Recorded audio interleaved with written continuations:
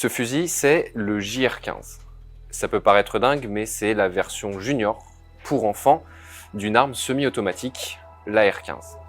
C'est l'arme qui a servi à tuer mardi soir 21 personnes, dont 19 enfants, dans une école d'Uvalde, au Texas. L'auteur présumé s'appelle Salvador Ramos et il est âgé d'à peine 18 ans. C'est en fait le dernier nom d'une longue liste de jeunes tireurs aux États-Unis qui a commencé avec la fusillade de Columbine en 1999.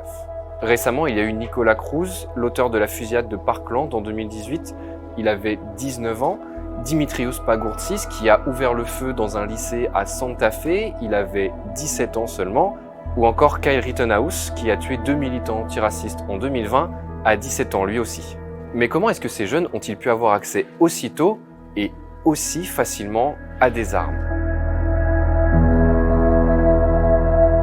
Pour commencer, théoriquement, il est impossible pour un mineur d'acheter une arme à feu. Par contre, il est possible d'en détenir une, généralement dès ses 14 ans, s'il s'agit d'un cadeau par exemple. Dans plusieurs États américains, il n'y a même aucun âge minimum pour détenir une arme à feu. À Noël dernier, certains représentants républicains avaient d'ailleurs été très critiqués pour avoir posté sur les réseaux sociaux des photos montrant leurs enfants avec des fusils d'assaut. Si des jeunes se retrouvent si tôt avec des armes entre les mains, c'est en particulier parce que la NRA, le lobby des armes américain, les cible particulièrement.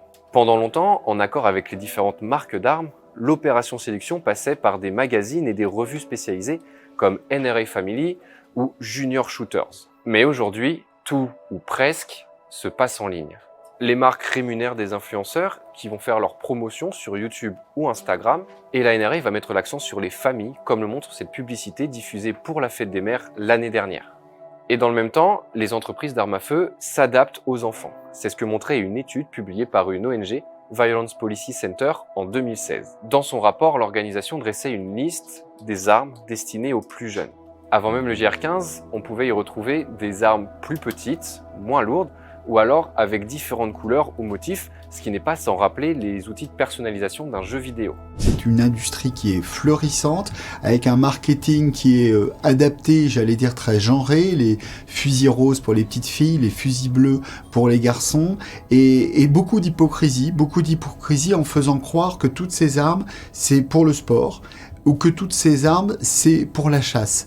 En fait, il se trouve que la plupart du temps, les enfants devenus adolescents, lorsqu'ils sont en décrochage scolaire, lorsqu'ils ont été harcelés à l'école, eh bien, ils sont des bombes à retardement parce qu'ils ont vu à la télévision une précédente tuerie et qu'ils copient ce qu'on appelle le phénomène de copycat aux États-Unis. Ici, ce marché est très critiqué par certains aux États-Unis, il n'en reste pas moins en plein essor. La production d'armes pour le commerce a ainsi augmenté de 200% sur les 20 dernières années.